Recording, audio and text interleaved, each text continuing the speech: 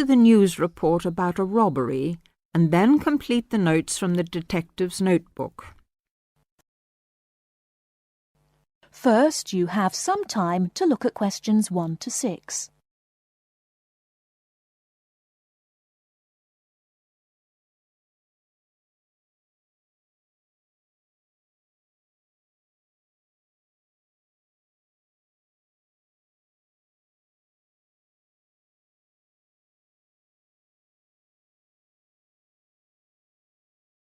Now we shall begin. You should answer the questions as you listen, because you will not hear the recording a second time. Listen carefully and answer questions 1 to 6.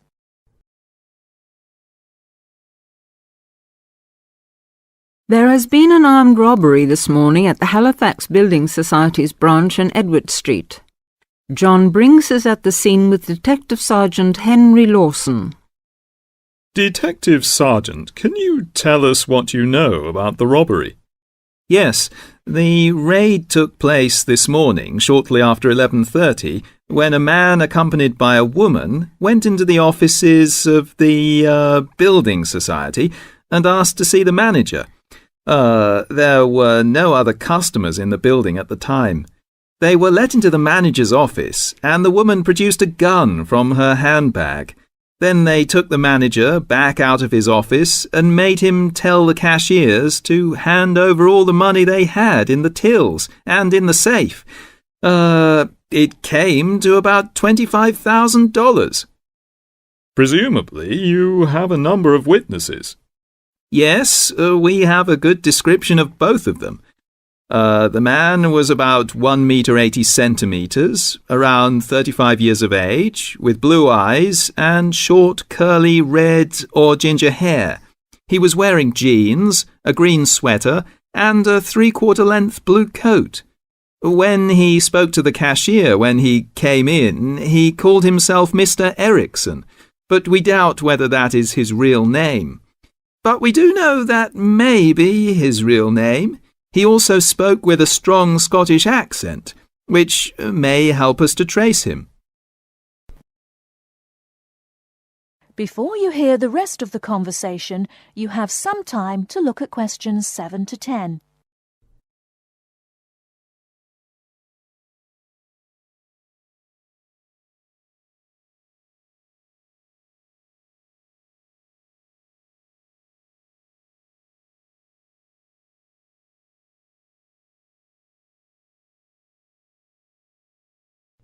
Now listen and answer questions 7 to 10.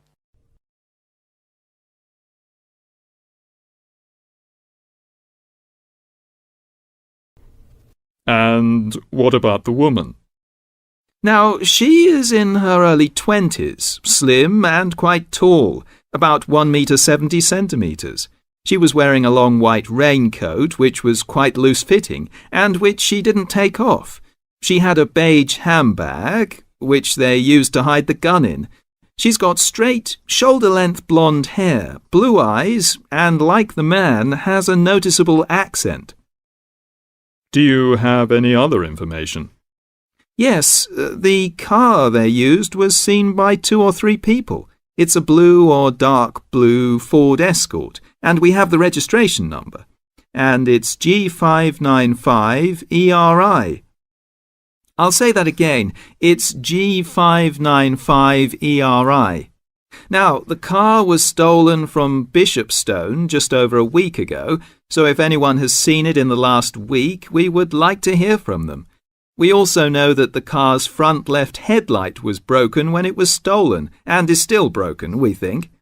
So, you would like information from the public about the car? Yes, and the people. We're appealing to anyone who thinks they may recognise the 2 robbers or know anything about the car. We've set up an incident room in Swindon and the telephone number is 774529. So we would like people to ring us if they have any information. And of course, all calls will be dealt with in the strictest confidence. Thank you very much. Thank you. And the number again, if you have any information, is 774529. And now back to the studio.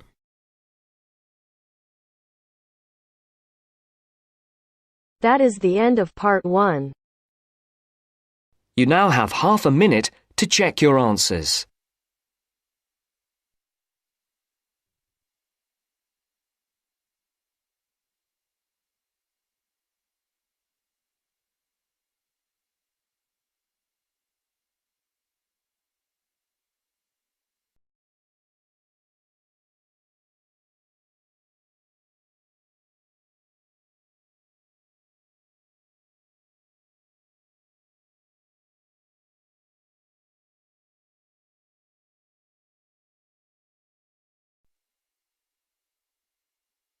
Now turns to part 2. Part 2. You will hear a talk by a tour guide. First, you will have some time to look at questions 11 to 17.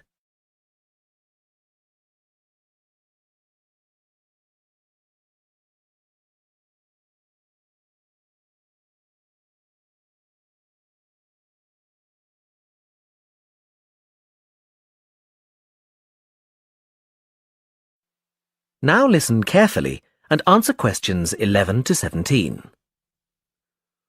Welcome to San Fernando City Tours. I'm Mark, your tour guide. We have a lot to see in 3 hours, so make sure you're comfortable. We'll be traveling into the historical district first, and then into the town center. After that, it's out to the harbor, and we'll finish up at the lighthouse, just past the harbor. That will take us up to midday, and after that, you're free to do what you want. At the lighthouse, you'll have a chance to visit the tea room and take photographs of the magnificent coastline. Now, as we have only 3 hours, we won't be able to take you around the shopping district, but we think you'd prefer to look around the shops there in your own time anyway. San Fernando has some well-known tourist attractions, the lighthouse, for example, and the National Library. However, the little-known military museum is not to be missed. Be sure to visit before you leave. Now, there's a lot to do in San Fernando. Indeed, there really is something for everyone. For those who love the water, I can recommend a trip on the Seafarer, one of the most famous boats on the San Fernando River. It does an evening trip with a 3-course meal included. It's great fun for everyone, but especially for young people in their teens or 20s. After 9, there's a disco on the boat, and it gets really lively. Then there's a climbing wall near the town center. It's incredibly popular, with a large wall for expert climbers and a smaller wall for novices. There's a junior wall and a creche, so it's a great day out for those of you with kids. And if you like walking, there's some great walking tours. The City Sights tour is highly recommended, as is the walking tour by the coast. But that one's only for the fit, not really suitable for children or the elderly. For more mature people, or those less able to get around, I would suggest a tour around the vineyards. It can be done in the luxury of a coach, and it's a wonderful way to explore the region's wines. Before you hear the rest of the talk, you have some time to look at questions 18 to 20.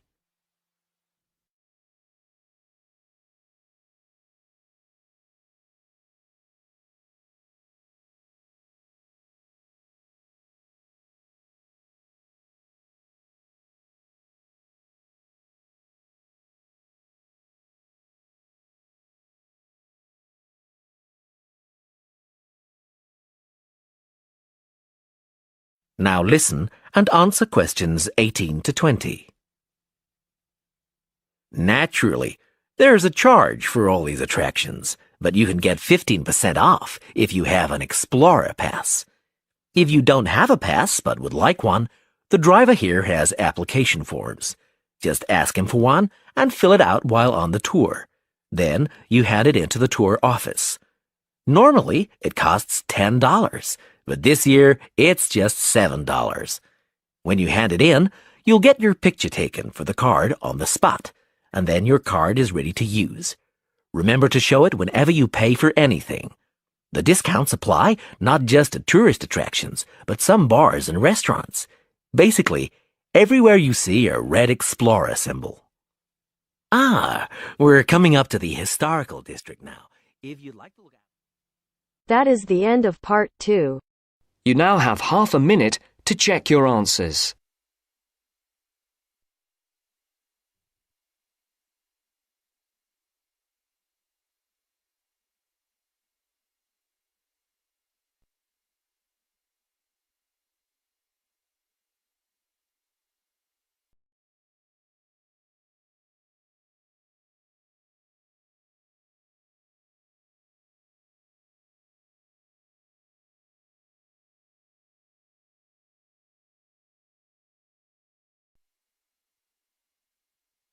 Now turns to part 3. Part 3. You will hear two geography students, Jack and Katie, talking about a field trip to Kenya in Africa. First, you have some time to look at questions 21 to 24.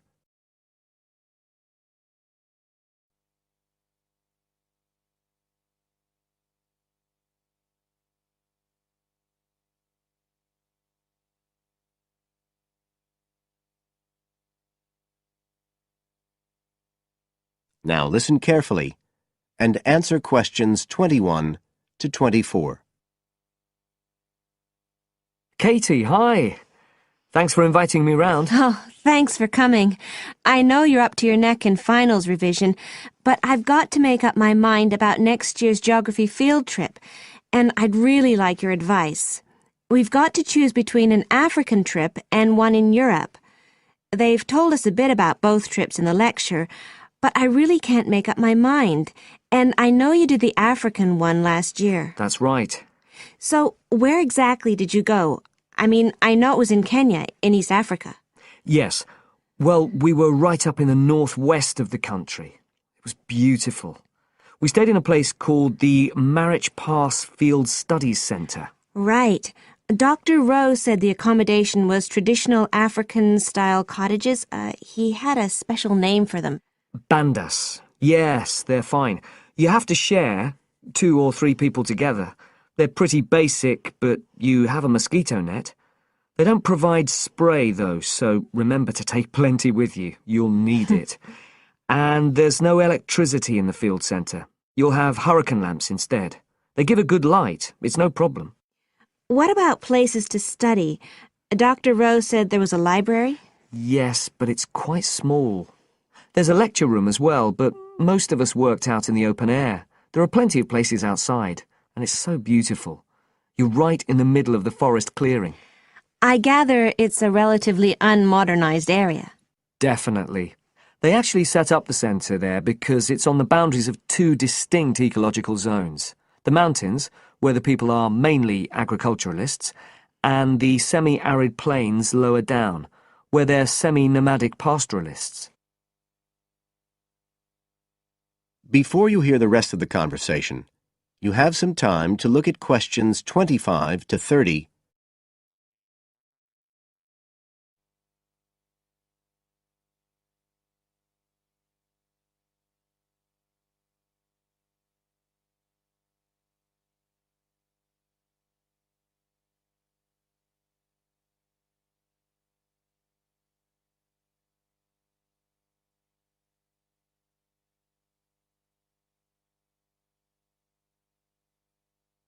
Now listen and answer questions 25 to 30. So, how much chance did you get to meet the local people there? Did you get the chance to do interviews? Yes, though we had to use local interpreters, but that was okay. Then we did field observation, of course, looking at environmental and cultural conditions, and morphological mapping. What's that? Oh, looking at the surface forms of the landscape, the slope elements and so on. What about specific projects? Yes. After the first 2 or 3 days, we spent most of our time on those. We could pretty well do what we wanted, although they all had to relate to issues concerned with development in some way. People did various things. Some were based on social and cultural topics, like the effect of education on the aspirations of young people, and some did more physical process-based studies, looking at things like soil erosion. My group actually looked at issues relating to water, things like sources such as rivers and wells, and quality and so on. It was a good project to work on, but A bit frustrating. We felt we needed a lot more time, really. Right. Dr. Rowe did say something about limiting project scope. Yes, he told us that too at the beginning, and I can see why now. What else? Well, we had some good trips out as part of the course. We went to a market town, a place called Sigur. That was to study distribution. And to look at agricultural production, we went to the Weiwei Valley. That's an important agricultural region. And what about animals? Did you have a chance to go to a national park? Sure. We did a trip on the last day, on the way back to the airport at Nairobi. But actually, there was lots of wildlife at the field centre. Vervet monkeys and baboons and lizards. It does sound good. It was excellent, I'd say. In terms of logistics, it was very well run. But it was more than that. I mean, it's not the sort of place I'd ever have got to on my own. And it was a real eye-opener. It got me really interested in development issues and the way other people live. I did find it frustrating at the time that we couldn't get as far as we wanted on the project, but actually I'm going to follow it up in my dissertation, so it's given me some ideas and data for that as well. So you'd say it was worth the extra money? Definitely.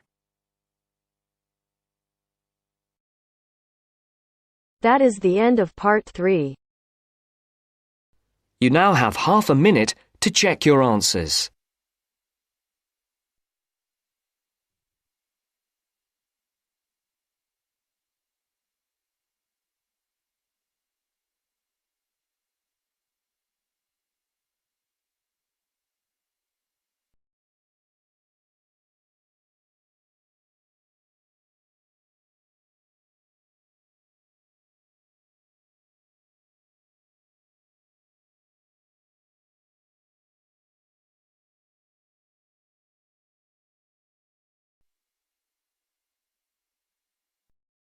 Now turns to part 4.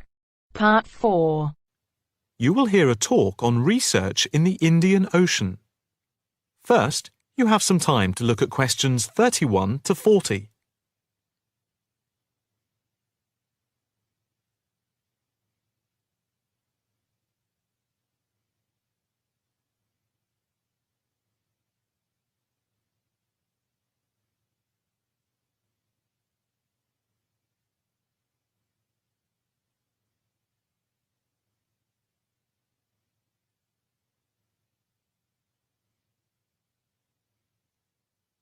Now listen carefully and answer questions 31 to 40.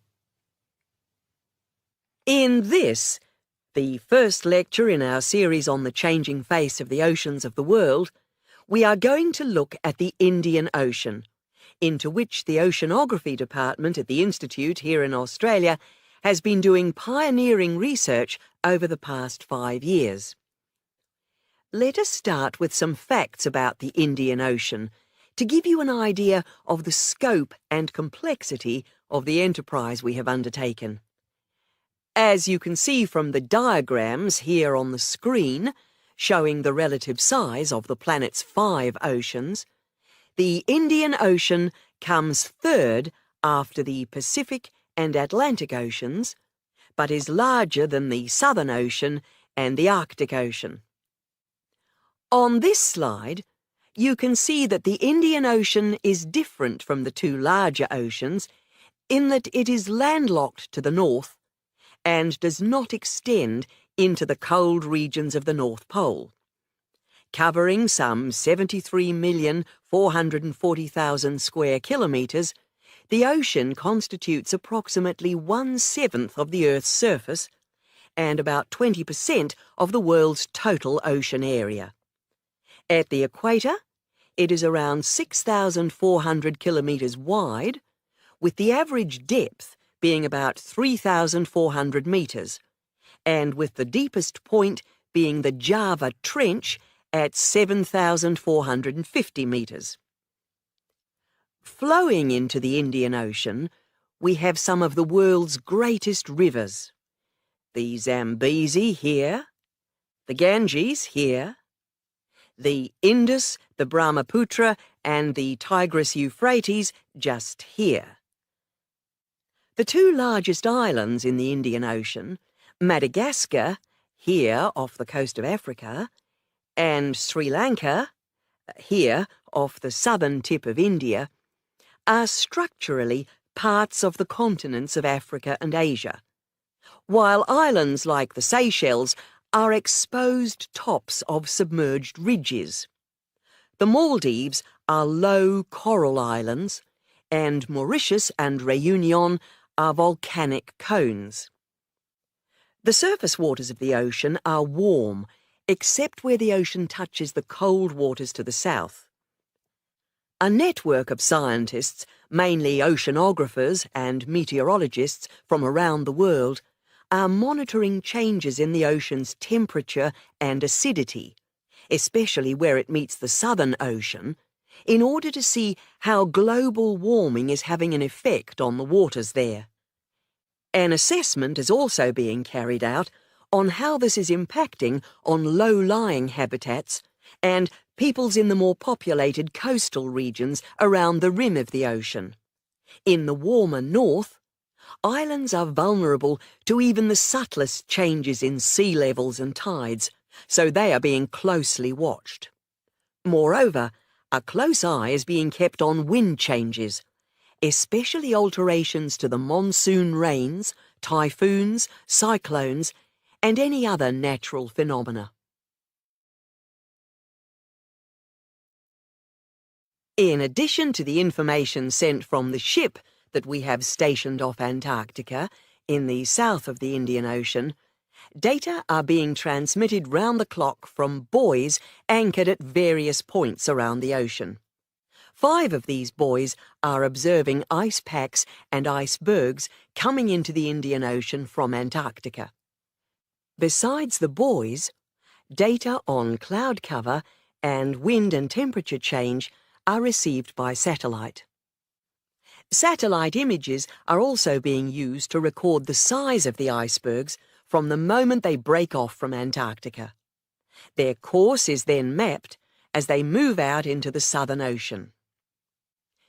Here at the Institute, the raw data from the various sources are received and the information is then constantly processed by a bank of computers. Once the data have been collated, the next step in the process is the analysis by experts here and at centres around the world, looking for even the slightest shift in patterns of temperature, wind, and sea levels. In the light of the fact that this is a global enterprise, the Institute is staffed 24 hours a day with researchers working in shifts, and we are in constant contact with centres all around the world. In total, 900 experts from around the globe are involved in the programme. The work at the Institute is now into the 5th year of a 10-year data collection, which began in 2003. The analysis of the 5 years to 2008 will be published early in 2009. However, changes in patterns are already being noticed since the data have been gathered. That is the end of part 4. You now have half a minute to check your answers. Hey!